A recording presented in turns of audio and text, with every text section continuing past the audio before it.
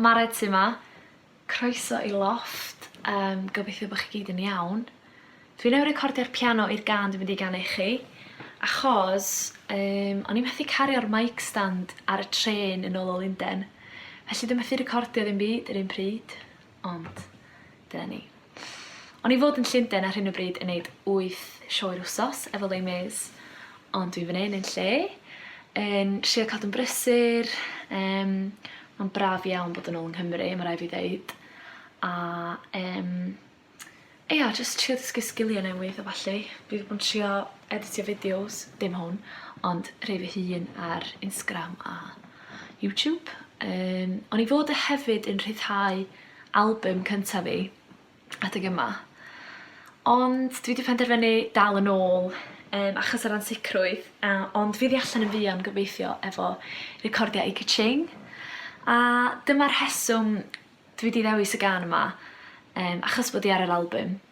Mae'n gân werin, amazing, o'r enw Gwydr Glas, a dwi wedi penderfynu just trefnu hi chydig bach yn wahanol, ychwanegu bach o harmonies, a dwi'n meddwl bod mae'r geiriau jyst yn sefyll amser a maen nhw'n cael fi bob tro. Felly hon ydi Gwydr Glas.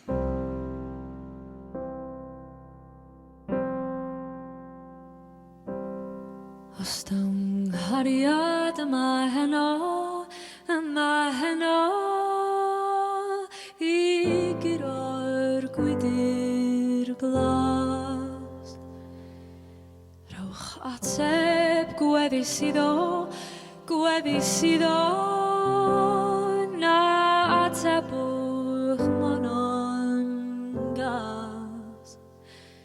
Nad ydy'r ferch ddim gartre, na'i hwellus dan y tŷ.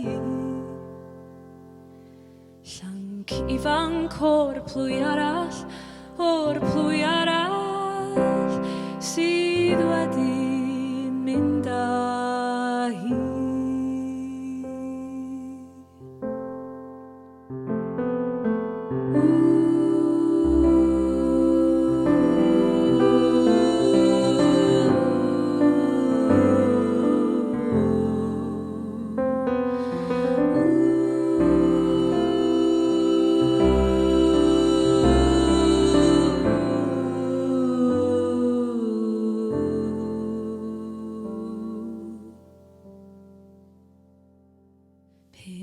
Meddwn edyn erir, mi fyddwn lawer gwell. I hedeg at fy nghariad, sydd yn y gwledydd pell. Dros di'r oedd maith amor oedd gobeithio I fod o'n iach. Rwy'n caru'r tir lle cerddodd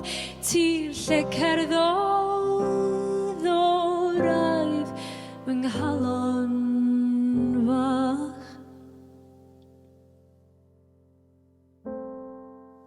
Fy nghalon sydd cyn drymed a'r march sy'n drio'r hyd. Wrth geisio bod yn llawen I fedrwn yn fy miwn. Yr esgyd sy'n fy ngwasgu mewn asgwyddoch